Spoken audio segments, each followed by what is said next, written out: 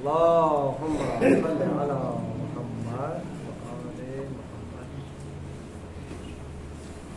اعوذ باللہ من الشیطان الرجیم. بسم اللہ الرحمن الرحیم. وبہ نستعین انہ خیر ناصر ومعین.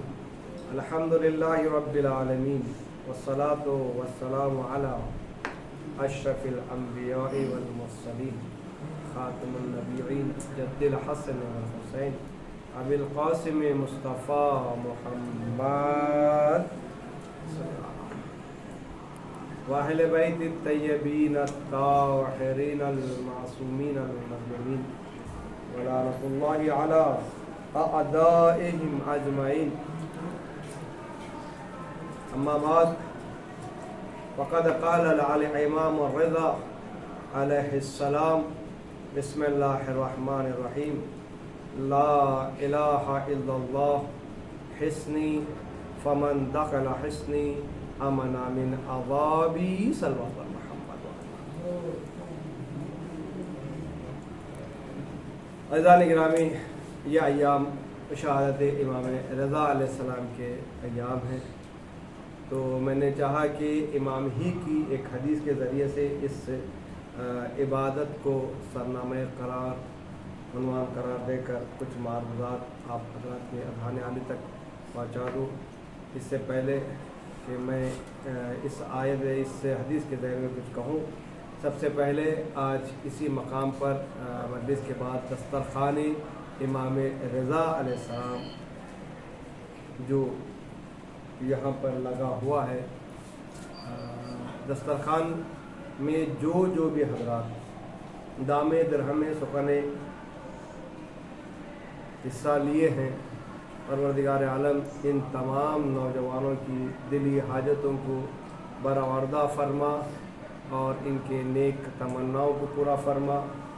انشاءاللہ یہی دعا ہے کرتے ہیں کہ اس شہادت کے روز اور آج کی مجلس میں انشاءاللہ اگلے سال ہم تمام امام رضا علیہ السلام کے حرم مبارک میں اس مجلس کو برپا کریں، اور ہمارے جو والدین گزر چکے ہیں ان کی مغفرت فرما، اور جو زندہ ہیں ان کو طول عمر صحت و سلامتی کے ساتھ عطا فرما. خصوصاً جناب فاضل علی صاحب کے تمام وہ بیماریاں جو ان میں ہیں ان کو شفا یابی کے ساتھ صحت و سلامتی اور طول عمر عطا فرما، اور ہمارے اوپر ان کا سایہ تا ظہور مہدی قائم فرما. ایک بلند تر صلوات پر محمد و آل محمد. عزیزان گرامی، امام رضا علیہ السلام ارشاد فرماتے ہیں کہ جب امام رضا مدینے سے خراسان کے لیے نکلے، ایک مقام پر پہنچے، وہاں پر امام کے چاہنے والوں نے کہا کہ اے آقا، اے مولا، کچھ جملے ہمارے لیے ہدیہ کر، کچھ احادیث ہمارے لیے ہدیہ کر دے تاکہ ہمیں اس سے راہ نجات مل جائے. امام نے اس وقت فرمایا کہ لا الہ الا اللہ حسنی. لا الہ الا اللہ ایک قلعہ ہے، فمن دخل حسنی، جو اس قلعے کے اندر آ گیا، امنا من عذابی، وہ اللہ کے عذاب سے محفوظ ہو جائے گا. یعنی لا الہ الا اللہ یعنی اللہ کو ایک ماننا، یہ ایک قلعہ ہے. جب انسان اللہ کو ایک مان کے اس قلعے میں چلا جائے گا تو پروردگار عالم اپنے عذاب کو اس سے اٹھا لے گا. تو اس کے بعد کچھ قدم آگے چلنے کے بعد پھر کہا کہ اعنا من شروطہا، صرف لا الہ الا اللہ نہیں بلکہ لا الہ الا اللہ کے لیے شرط ہے. اگر اس شرط پر عمل کریں گے تب جا کر خدا اپنا عذاب نازل ہوتے ہوئے جو روک لے گا. وہ شرط کیا ہے؟ وہ انا من شروط، ان شرائطوں میں سے ایک شرط میں ہوں. پوچھنے والے نے پوچھا یہ شرط کیا ہے؟ امام نے فرمایا یہ شرط ہے ولایت معصومین علیہ السلام. मासूमीन की विलायत का इकरार के साथ साथ ला इलाहा इल्लल्लाह जो इंसान कहेगा वही कामयाब होगा, वही अल्लाह के अजाब से बच जाएगा। सिर्फ ला इलाहा इल्लल्लाह कहने से कोई फायदा नहीं है। जिस तरीके से यहाँ पर ये कहा, इसी तरीके से जब रसूल खुदा के आखिरी अय्याम चल रहे थे तो उस वक्त जो है रसूल खुदा ने कहा था कि कलम और दावत ले आओ, मैं जो है तुम्हें एक ऐसा नुस्खा जो है बता दूंगा ताकि तुम जो है रोज़े महशर से कभी क़यामत तक गुमराह नहीं होना। तो उन्होंने कहा कि हस्बुनल्लाह यानी अल्लाह की किताब काफी है। अल्लाह की किताब सिर्फ और सिर्फ एक काफी नहीं हो सकती, इसलिए कि अल्लाह की किताब सामित है। मिसाल के तौर पर आप लोग गए हुए हैं, कॉलेज पढ़े हुए हैं, स्कूल पढ़े हुए हैं, अगर स्कूल में हम जो है एक किताब टीचर लाके रख दे आपके साथ और पढ़ाए नहीं तो आपको समझ में आएगी किताब क्या है, इस किताब के अंदर क्या है। जब तक उस किताब को पढ़ाने वाला आपको ना पढ़ाए, जब टीचर आके उस किताब को पढ़ाएगा तभी आप उससे सीख सकेंगे, आगे बढ़ेंगे, आपकी जिंदगी कामयाब होगी। तो कुरान हमारे पास जो है वो कुरान सामित है, यानी खामोश कुरान। उस खामोश कुरान पर जो मुअल्लिफ है वो है अहले बैत, जिसे हम कुरान नातिक कहते हैं। जब तक कुरान सामित को कुरान नातिक से ना लेंगे तब तक जो है ये कुरान सामित कोई फायदा देने वाला नहीं है। तो लिहाजा मासूमीन अलैहिस्सलाम के जुमरे में जो इंसान आ जाएगा वही कामयाब और कामरान रहेगा। एक मिसाल और, जनाब नूह ने कश्ती बनाई, बहुत अल्लाह के मखलूकात बहुत थे, है ना, बहुत सर। कौन कामयाब हुआ? वही कामयाब हुआ ना जो कश्ती के अंदर आ गए। जो कश्ती से बाहर थे वो डूब गए, मर गए। यहां तक कि जनाब नूह का बेटा जब कश्ती में नहीं सवार हुआ, बाबा नूह ने बुलाया, आ जाओ नजात पा जाओगे, आ जाओ नजात पाओगे। कहा कि मुझे जो है पहाड़ के जो है बुलंद बुलंद मकामात, पहाड़ के मकामात को जो है मुझे बचा लेंगे, पहाड़ मुझे बचा लेगा। पहाड़ की चोटी पे गया लेकिन वहां भी पानी आया, उसी बाद और ऊंचा गया, वहां भी पानी आया, लेकिन जो है उसे पानी बचा नहीं पाया। बाप बुलाता रहा अपने बेटे को, आ जाओ आ जाओ आ जाओ, लेकिन जो है वो नहीं आया। और इस बात से जो गया कश्ती के अंदर वही कामयाब हुआ, और जो बाहर रह गया वो गर्क और बर्बाद हो गया, उसका ठिकाना जहन्नम ही है। लिहाजा यहाँ पर एक ये जो है कश्ती नूह है, ये कश्ती है, इसमें हर आदमी, मुसलमान भी था, हिंदू भी था, हलाल जानवर भी था, हराम जानवर भी था। अल्लाह अकबर। ये जो है कश्ती एक आम कश्ती है जनाब नूह की। इस कश्ती से बुलंद एक और कश्ती है जिसे आपके और हमारे रसूल हजरत मोहम्मद मुस्तफा सल्लल्लाहु अलैहि वसल्लम ने फरमाया, हुसैन कश्ती नूह जैसा है। हुसैन कश्ती नूह जैसा है। जिस तरीके से नूह के कश्ती के अंदर आने वाले कामयाब हो गए, उसी तरीके से हुसैन के चाहने वाले, जिसके दिल में अहले बैत की मोहब्बत होगी, वो कामयाब और कामरान होता हुआ चला जाएगा। एक सलवात पर मोहम्मद व आले मोहम्मद। तो अज़ीज़ान गिरामी, इमाम रिज़ा अलैहिस्सलाम के फजाइल बयान करने से पहले मैं बयान करता हूँ कि सुफ्रे इमाम रिज़ा जो यहाँ पर बिछा हुआ है, इस्लाम में कई सुफ्रे मशहूर हैं, जिसे हमें सफरा कहते हैं हमारे ज़बान में। कई, एक तो जनाबे इमाम हसन का सुफ्रा मदीने में मशहूर, कोई इंसान नहीं बता सकता कि इमाम हसन का सुफ्रा कभी उठा हो। 24/7 जब तक इमाम जिंदा थे सफरा हमेशा लगा रहता था। दूसरा, जनाबे अली अकबर का सुफ्रा जनाबे अली अकबर, وہ بھی ہمیشہ 24 گھنٹے بچھا رہتا تھا. لوگ آتے تھے, کھاتے تھے, چلے آتے تھے, آتے تھے, کھاتے تھے, چلے آتے, لیکن رتی برابر بھی کمی سفرے میں واقع نہیں ہوتی تھی. اس کے بعد سفرہ امام رضا علیہ السلام. اگر آپ کو آج اس کی برکت دیکھنا ہے تو چلے جائیں ایران میں, جناب امام رضا علیہ السلام کے روضے کے قریب ایک بہت بڑا سالون ہے. ہزاروں کے لوگ وہاں پر آ کر نوش فرماتے ہیں. امام نے کہا کہ میرے زائرین کو میری طرف سے سفرہ بچھا کر انہیں اس سفرے سے غذا تناول کرنے کا موقع دو. یہ صرف سفرہ نہیں ہے, بلکہ یہ صرف جو یہاں پر رکھے ہیں فروٹ ہے یا اور جو ہے بادام ہے, پستے, صرف نام کے نہیں ہے, بلکہ اس میں شفا ہے, اس میں برکت ہے.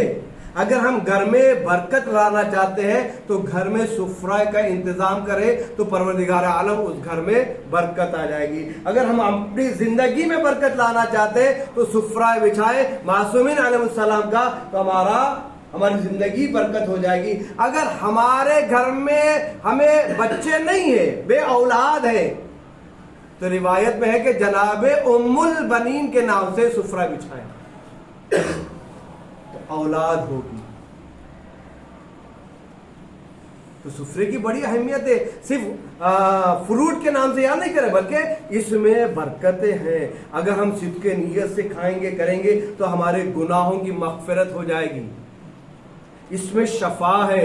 اگر بیمار کھائے تو بیمار بھی شفا یاب ہو جائے گا. اللہ اکبر. یہ امام نے اپنے ہاتھوں سے نہیں کٹا ہے, بلکہ یہ منسوب ہے امام کے نام سے. جو چیز منسوب ہو جائے امام کے نام سے, وہ اتنی عظیم ہو جاتی ہے کہ اس سے شفا یاب ہو جاتی ہے. تو جو امام کے ہاتھ سے ملے وہ کتنا عظیم چیز ہوگی, وہ کتنا شفا یاب چیز ہوگی.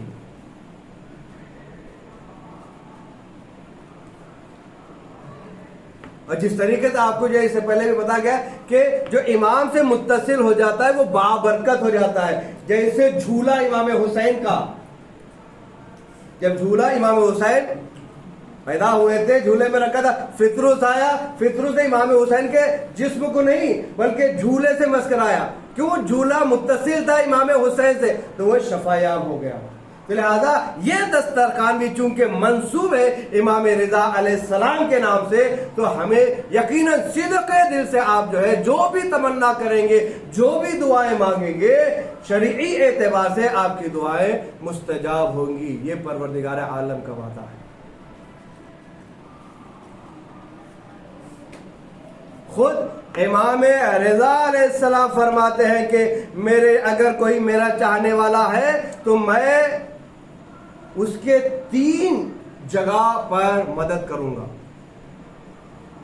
اگر کوئی میرا زائر ہے, اللہ اکبر, زائر امام حسین کا ثواب جانتے ہیں آپ؟ زائر امام رضا علیہ السلام, امام محمد تقی علیہ السلام, نوے امام ہمارے ارشاد فرماتے ہیں کہ جو بھی شخص میرے باپ کی زیارت کے لیے جائے گا تو اس کے اوپر جنت واجب ہو جائے گی.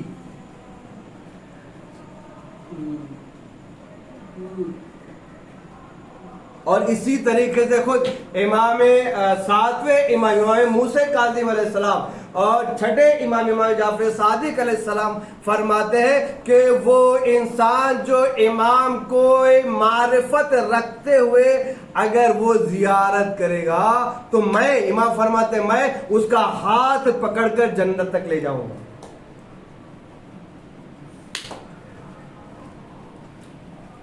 اس کے بعد رسول خدا ارشاد فرماتے ہیں کہ ان قریب میرے جسم کا ایک ٹکڑا خراسان کے شہر میں شہید ہوگا اور وہیں پر دفن ہوگا. جو بھی اس کی زیارت کے لیے جائے گا پروردگار عالم اللہ اکبر اسے جنت عطا کرے گا. امام موسیٰ کاظم علیہ السلام ارشاد فرماتے ہیں جو انسان امام में रज़ा अलैहिस्सलाम की ज़ियारत के लिए जाएगा, परवरदिगार आलम उसे 1000 हज मकबूला का सवाब अता करेगा।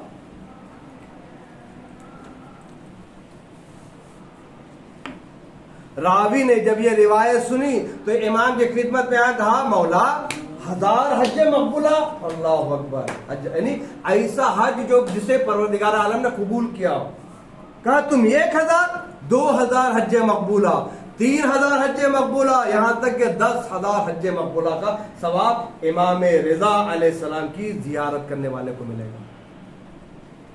खुदा आपको जियारत नसीब हो तो जब जियारत के लिए जाएंगे, देखिए रिवायत में है, जब जियारत के लिए जाएंगे, जब हमारी पहली निगाह इमाम के गुंबद पर पड़ेगी, यानी कई किलोमीटर दूर से ही इमाम का गुंबद नजर आ जाता है, इमाम रज़ा अलैहिस्सलाम का, जब पहली निगाह इमाम के गुंबद पर पड़ेगी तो वहां पर 3 दुआएं मांगे, ये तीनों दुआएं परवरदिगार आलम कबूल करता है।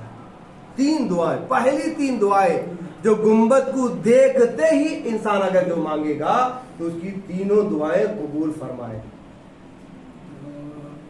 जो इंसान इमाम रज़ा अलैहिस्सलाम का ज़ाहिर बन गया है तो खुद इमाम अलैहिस्सलाम फरमाते हैं कि जो मेरे रोज़े का ज़ाहिर बन जाए तो मैं उसे 3 मकामात पर मदद करने के लिए आऊंगा। 3 मकामात पर मदद के लिए आऊंगा। नंबर 1, मुनकिर और नकीर जब सवाल करने के लिए कब्र में आएंगे उस वक्त मैं उनके लिए मदद करने के लिए आऊंगा। अल्लाह, ये मेरा बंदा है, ये मेरा ज़ाहिर है, इसे तुम क्या सवाल कर रहे हो, छोड़ दो। वरना एक सवाल का जवाब मुनकिर नकीर का हजारों साल गुजर जाएंगे लेकिन जबान तक नहीं आता। मामूली सवाल, ज्यादा कठिन सवाल नहीं जो हम लोग आम तरीके से इस्तेमाल करेंगे, तुम्हारा परवरदिगार कौन है, तुम्हारा नबी का नाम क्या है, तुम्हारे पहले इमाम दूसरे इमाम का नाम क्या है, ये सब पूछे गए, कौन मुनकिर नकीर। लेकिन खौफ इतना रहता है, इतना डर हो जाता वहां पर कि हमारी जबान मोटी हो जाती है। कई सालों के बाद याद आता है कि कोई था नबी हमारा लेकिन नाम नहीं याद आ रहा है, नाम नहीं याद आता। जब इमाम मदद फरमाएंगे तब नाम याद आएगा। हमारा एक आखिरी नबी जो हजरत मोहम्मद मुस्तफ़ा था। तो इमाम फरमाते हैं कि पहला मुनकिर और नकीर के सवालात में ईरान के एक मशहूर मुज्तहिद जिसे अब्दुल करीम हायरी के नाम से याद किया था। अब्दुल करीम हायरी ये कौन है मालूम? ये ईरान में जो सबसे पहला हौजे की बुनियाद रखी इन्होंने रखी है। हौजे की जो बुनियाद ईरान में रखी गई है ये इसी मुज्तहिद ने रखी, यानी शेख अब्दुल करीम हायरी। जब शेख अब्दुल करीम हायरी का इंतकाल हुआ और इनके बेटे के ख्वाब में जब उनके वालिद आए यानी शेख अब्दुल करीम आए तो बेटे ने पूछा बाप से, अरे बाबा आप मुज्तहिद हैं और आपको जो है आपने जो है हौजे की बुनियाद रखी, आपके कब्र की दुनिया कैसी है?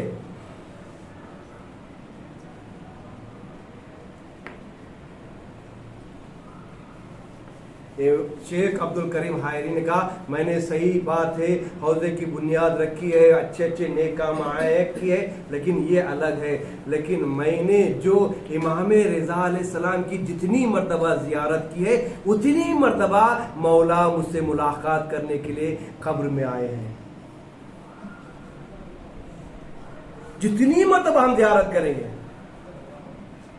तो बेटे ने पूछा, बाबा आप कितनी दफा मशहद गए हैं कुम से ज़ियारत के लिए? कहा, मैं 200 मर्तबा इमाम के रोज़े पर गया हूँ मशहद इमाम की ज़ियारत के लिए, लेकिन अब मैं पछता रहा हूँ, काश मैं और ज़्यादा गया होता, 1000 बार गया होता, 2000 बार गया होता।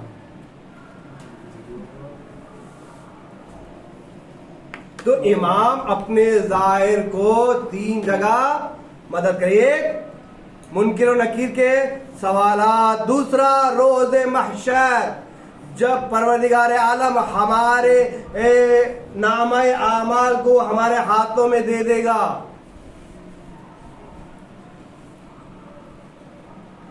وہاں پر امام آئیں گے شفاعت کرنے کے لیے. یہ میرا بندہ ہے، میرا چاہنے والا ہے، میرے غم میرے مصائب سن کر روتا تھا، میرے جد کے مصائب میں روتا تھا، میرے مجلس میں آتا تھا، میرا دسترخوان بچھا کر جو ہے غربا کو کھانا کھلاتا تھا. اللہ یہاں پر مولا کہاں پر؟ روز محشر آئیں گے. روز محشر ایک ایسا ہولناک ماحول ہوگا کوئی اندازہ نہیں کر سکتے.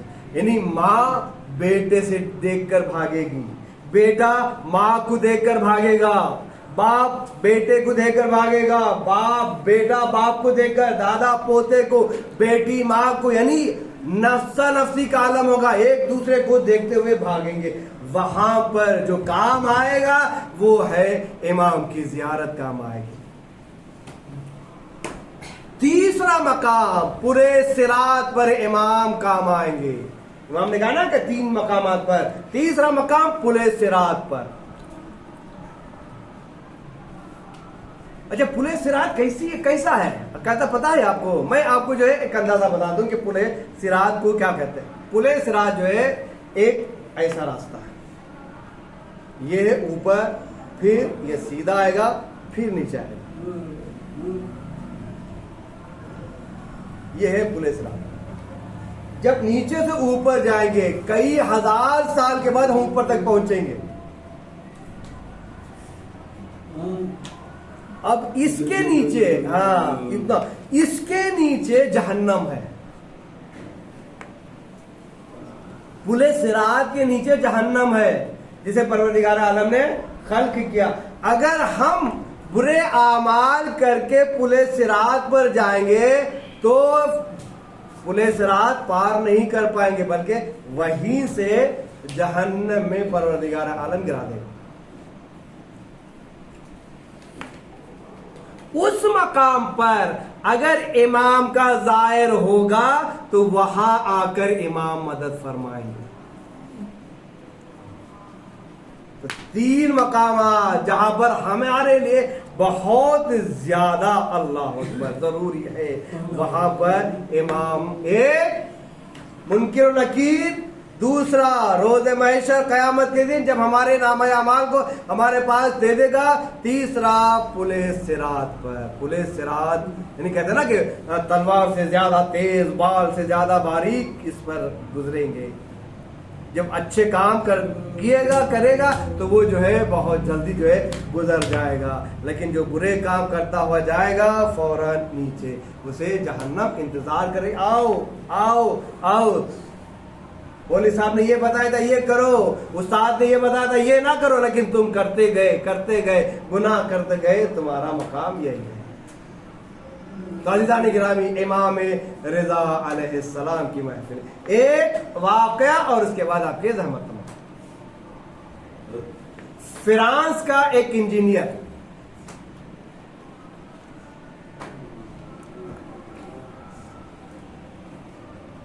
وہ ایران کے دورے پر آیا. اس کے ساتھ ایک مترجم یعنی ٹرانسفر، جو فرانسی زبان کو فارسی میں ٹرانسفر اور فارسی کو فرانس میں جو ہے ترجمہ کر کے وہ سمجھا، وہ ساتھ میں. جب سب جگہ گھوم لی ایک مرتبہ تو دور سے اس فرانس کے انجینئر نے امام رضا علیہ السلام کے گنبد کو دیکھا. اس نے پوچھا یہ کیا ہے؟ اتنا نورانی ہے، یہ سونے کا لگ رہا ہے. تو وہ ایرانی جو اس کے ساتھ تھا اس نے کہا کہ یہ ہمارے 8ویں امام رضا علیہ السلام کی قبر مبارک کا گنبد ہے.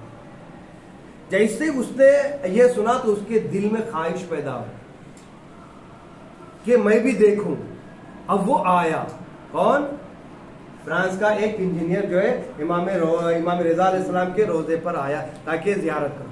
اب یہ جو اس کے ساتھ تھا ایرانی، یہ اس مقام سے، اس دروازے سے اس اپنے مہمان کو بلا کر لے گیا جہاں پر بیماروں کو جکڑ کر باندھ دیا کرتے تھے. یعنی وہاں پر ایک ذریعہ ہے شفا کے نام سے. وہاں پر جو بھی بیمار ہوتے ہیں، جو ڈاکٹر جسے نا امید کہہ دیا ہو، لا علاج کہہ دیا ہے، وہاں پر آ کر اپنے والدین جو ہے اپنے بیمار بچوں کو رسی سے باندھ کر جو ہے اس جالی کو باندھ دیتے ہیں. اگر مصلیحت پروردگار ہے، امام کی مصلیحت ہے، تو اسے شفا یاب ملتی ہے. اب وہ اسی راہ سے گزرا. جب اس نے یہ منظر دیکھا کہ کچھ بیمار ہیں، جو مریض ہیں، جن کو ڈاکٹر نے لا علاج کر دیا ہے، اس نے پوچھا یہ کیا ہے، ان کو کیوں باندھ کر کے رکھے ہیں؟ کوئی لوہے کی زنجیروں سے باندھا ہے، تو کوئی ڈوری سے باندھا ہے، کوئی رسی سے باندھا ہے. کہا کہ یہ جو ذریعہ دیکھ رہے ہیں، یہ امام رضا علیہ السلام کے ڈائریکٹ جو ذریعہ سے جو یہاں سے نگاہ پڑتی ہے، تو یہ شفا کے نام سے اسے منسوب ہے. شفا ہے، ذریعہ شفا. تو یہاں جو بیمار ہوتے ہیں، امام جو ہے اپنی قدرت سے انہیں شفا یاب کرتے ہیں، انہیں صحت کرتے ہیں، بیماری کو دور کر دیتے ہیں، اور والدین اپنے بچوں کو لے کے چلے ہیں. جیسے اس نے سنا، آنکھوں سے آنسو.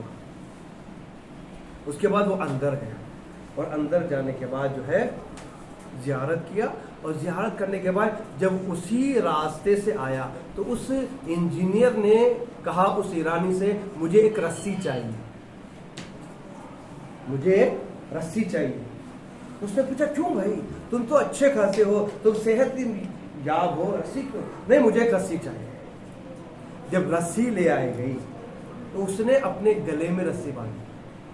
رسی کا ایک حصہ اپنے گلے میں باندھا اور دوسرا حصہ جالی پہ باندھا. جب اس ترجمے والے نے، ایرانی نے پوچھا، وجہ پوچھی اس طرح کیا، کہا کیوں باندھ رہے ہو؟ کہا میں اس وجہ سے باندھ رہا ہوں کہ میرے گھر میں ایک میرا بیٹا ہے 12 سال کا یا 11 سال کا، جو بیمار ہے اور اس کا علاج نہیں ہو سکتا. جیسا کہ تو نے مجھ سے کہا ہے کہ امام، تمہارا امام بیمار کو شفا دیتا ہے، تو میں دیکھنا چاہتا ہوں کہ تمہارے امام کے پاس کتنی طاقت ہے. فرانس میں میرا بیٹا بیمار ہے، میں اسی وقت تمہارے امام کو امام مانوں گا جب میرے بیٹے کو شفا ملے گی.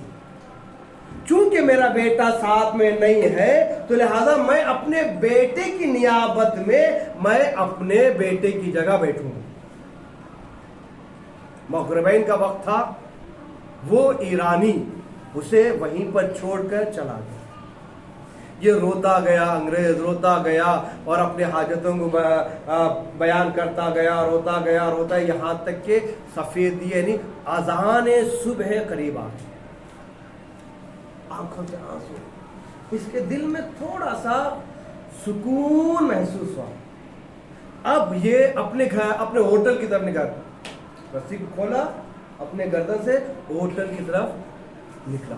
جیسے ہی امام رضا علیہ السلام کے روزے کے باہر نکلا، فوراً اس کے موبائل میں فون کی گھنٹی بجی.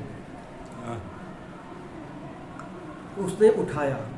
یہ فون اس کی بیوی کا فرانس سے تھا. کہا کیا بات ہے، اتنی لیٹ، اتنی دیر میں تم کیوں فون کر رہے ہو؟ کہے بیٹے کی تو خیریت ہے. کہا بیٹا بھی خیریت ہے، میں بھی خیریت ہوں. تو ایک مرتبہ ماں نے بیٹے کو موبائل دیا، کہا لو تمہارا باپ ہے، تمہارے باپ سے بات. بیٹے نے اٹھایا موبائل، فون پر بات. کہا وہ بچہ جو بول نہیں سکتا تھا، جو چل نہیں سکتا تھا، جو اٹھ نہیں سکتا تھا، کہاں پہ؟ فرانس میں. تب اس نے کہا کہ یہ کیسے ہوا، یہ معجزہ کیسے ہوا؟ کہا کہ اس نے ٹائم بتایا، بیوی نے جو ہے، کہ مغربین کا وقت تھا کہ ایک شخص جو ہے میرے دروازے پر آیا، ادق الباب کیا. یہ وہی وقت تھا جب اس سے انگریز نے اپنے گلے پر جو ہے رسی باندھ کر اس جالی کو لپیٹا تھا. ادق الباب کیا؟ کہا کہ کون ہے؟ کہا میں مشہد سے آیا ہوں. انہی کی زبان میں کہا کہ میں قم سے، مشہد سے آیا ہوں. खुरासान से आया हूँ। कहा क्या है? कहा तुम्हारा शौहर मेरे पास मेहमान बनकर आया है, तो लिहाजा मैं तुम्हारे घर आया हूँ। दरवाजा खोला बीवी ने, और दरवाजा खोलकर इजाजत लेकर मौला अंदर गए। ऐसा लग रहा था कि ये खुद मौला का घर है। वो ढूंढते हुए, मौला चलते हुए उस कमरे पर पहुंचे जहां पर वो बच्चा लेटा हुआ था। एक मर्तबा मौला ने अपने दस्ते मुबारक बेटे के सर पर रखकर उसके बदन तक मस किया। जैसे ही मस किया, बेटा सही व सालिम उठ के खड़ा हो गया। अल्लाह, बेटा सही सालिम उठकर खड़ा हो गया और इमाम के कदम बोसी करने लगा।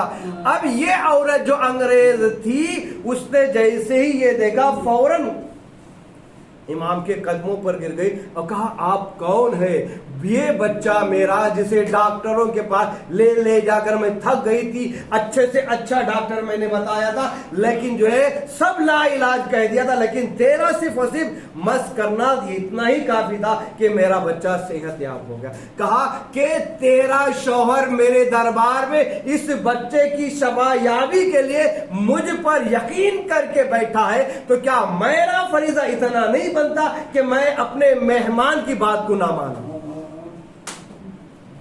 जैसे कहा आपका नाम क्या है? कहा मेरा नाम है अली और रिजा लक़ब है। अल्लाह अकबर। जैसे ही ये सुनना था कि फोन पर बीवी की गुफ्तगू, फौरन आंखों में आंसू आ गए उस इंजीनियर के, और पलट कर गया और जाने के बाद मुसलमान हो गया। अल्लाह अकबर। एक बेदीन जो मुसलमान नहीं था, उसने सिदक़े दिल से इमाम के रोजे पर जाकर दुआ की, तो इमाम ने उसकी दुआ कबूल की। क्या हम जैसे गुनहगार, हम जैसे इमाम के मानने वाले, क्या हमारी दुआ को कबूल नहीं करेंगे? लेकिन दिल का साफ होना जरूरी है। आज बैठे हैं, यकीनन जो है इमाम हमारी दुआ, ये है इमाम रिज़ा। जब इमाम की शोहरत बढ़ी, मामून ने ये देखा कि अब मेरा बोलबाला नहीं रहा, इमाम का बोलबाला है, इमाम हर जगह जो है मशहूर हो रहे हैं, तो इमाम को जलील करने के लिए जादूगरों को बुलाया। एक आखिरी रिवायत, उसके बाद दस्तरखान बिछाया गया। जादूगरों से कहा, जैसे ही इमाम इस दस्तरखान पर बैठेंगे और लुक़मे को तोड़कर खाना चाहेंगे, तुम उन्हें जलील करना, लुक़मा उनके हाथ से छीन लेना। इमाम बैठे,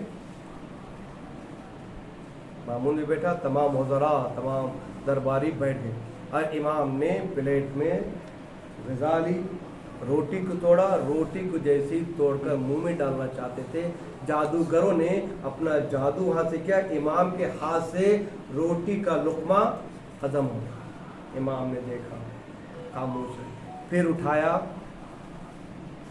उठाया, इधर जो इनके साथ बैठे हुए सबके चेहरे पर मुस्कुराहट आ गई।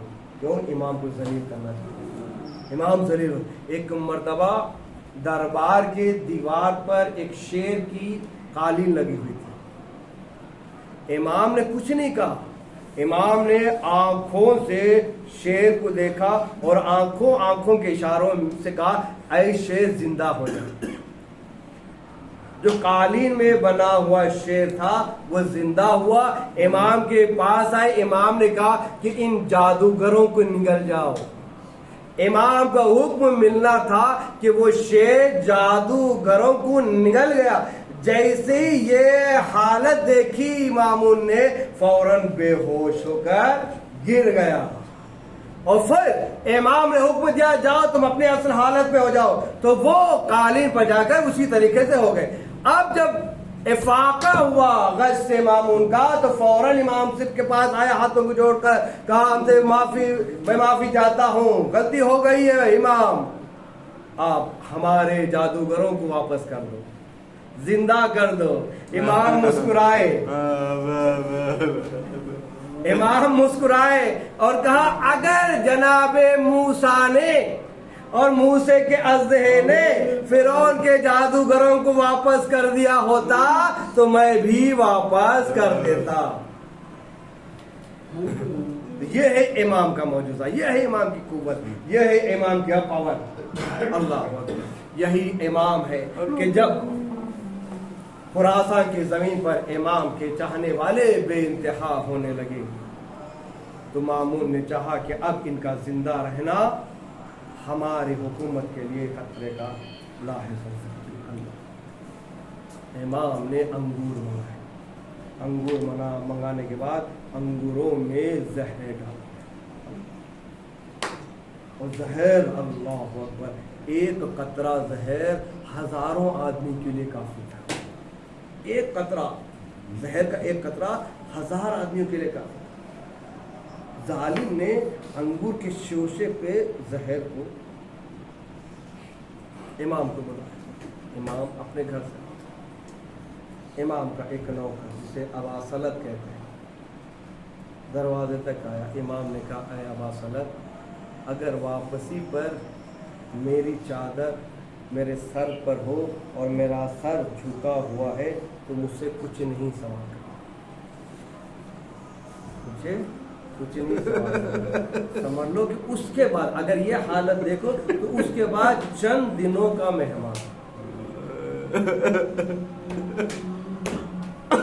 اس لیے کہ مامون مجھے زہر دے لے. امام آئے. امام آنے کے بعد جو ہے بیٹے ایک مرتبہ انگور کا لا کر پیش کیے اور بادشاہ ظالم نے نیچے سے انگور توڑ کر کھا لیا چونکہ زہریلا انگور اوپر رکھا تھا. امام سے کہا کہ نوش فرمائے. امام نے کہا کہ نہیں، مجھے میرا دل نہیں کر رہا ہے. کہا نہیں مولا آپ کو نوش کرنا ہے. ایک مرتبہ امام نے انگور کا ایک دانہ اٹھایا اور اپنے منہ میں جیسے ہی رکھا زہر نے اپنا اثر شروع کر دیا. اللہ اکبر. امام کا بدن نیل اور سرد ہونے لگا. امام کا بدن کا رنگ تبدیل ہونے لگا.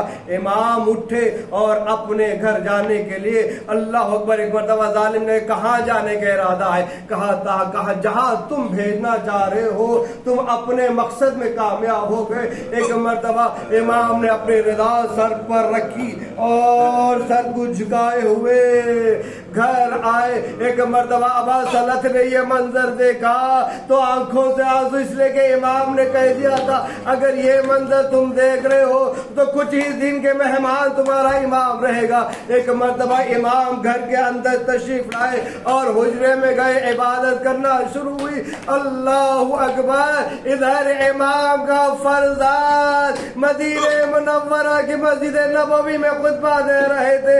ہاتف غیبی کی آواز آئی، اے محمد تقی، اپنے باپ سے ملنا ہو تو خراسان پہنچ جاؤ.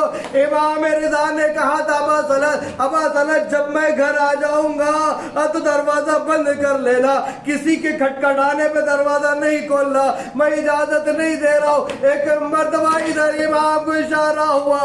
امام مدینے سے خراسان آئے، امام کے گھر آئے. جیسے ابا سلط نے دیکھا کسی کے آنے کی محسوس، کسی کے آنے کے ہاتھ کو محسوس کیا. کہا کون ہے؟ کہا میں امام رضا کا فرزند امام محمد تقی ہوں.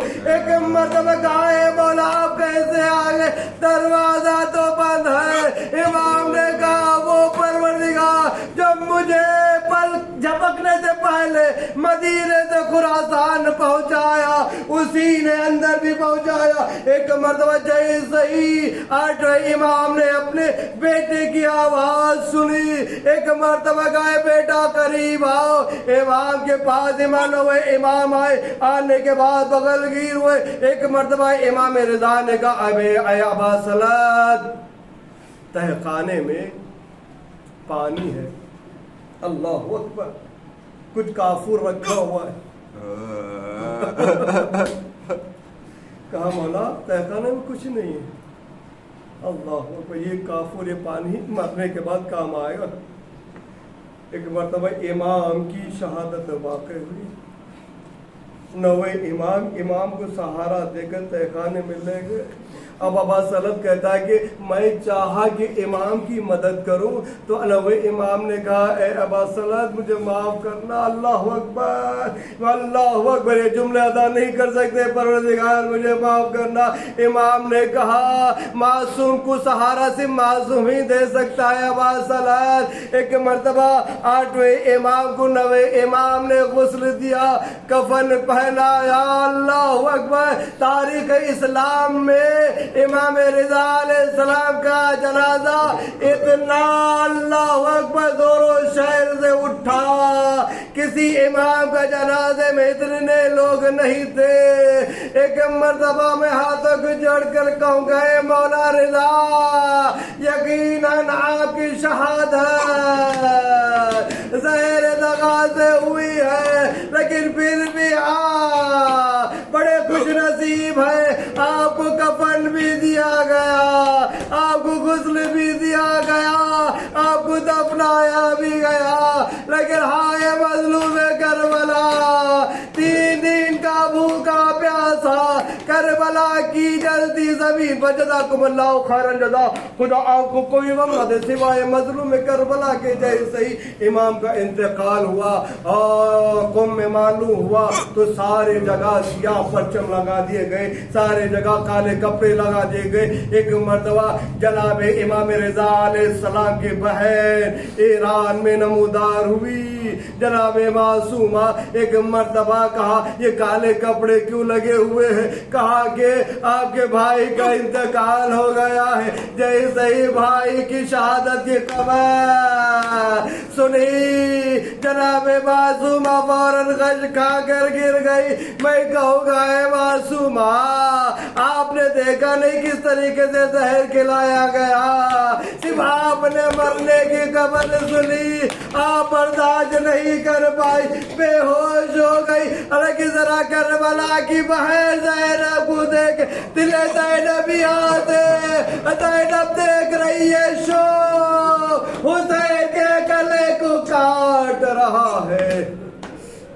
لعنت اللہ علی قوم الظالمین سیعلمون کبیرہ۔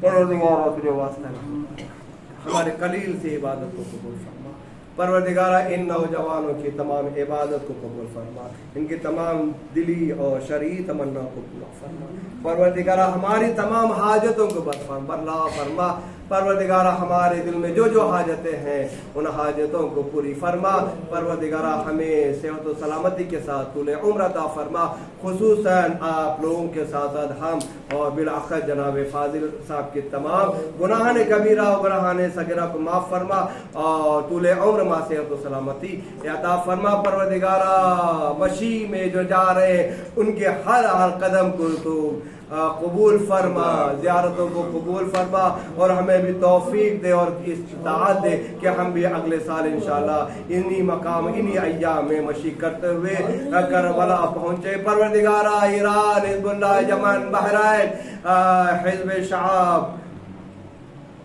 غزہ، فلسطین کو کامیابی و کامرانی عطا فرما، اسرائیل اسرائیل کے ماننے والے، اسرائیل کو مدد کرنے والوں کو نست و نابود فرما، پروردگارہ تجھے واسطہ اہل بیت اطہار کا دنیا ظلم و جور سے بچ چکی ہے، عدل کے بادشاہ امام زمانہ کے ظہور میں تعجیل فرما اور ہمیں ان کے آوان میں شمار فرما۔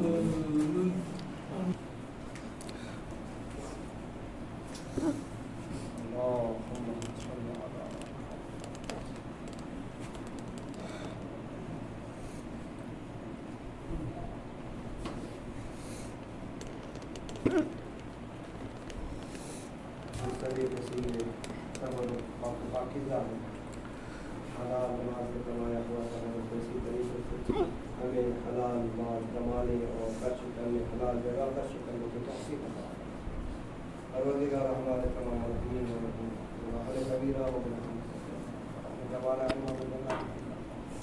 ہمارے تمام گناہان کبیرہ، ہماری پریشانی کو دور فرما، ہمارے حاجتوں کو پروردگارہ خلیل قبول فرما، امام زمانہ اسلام کی رحم میں تحقیق فرما اور ہمیں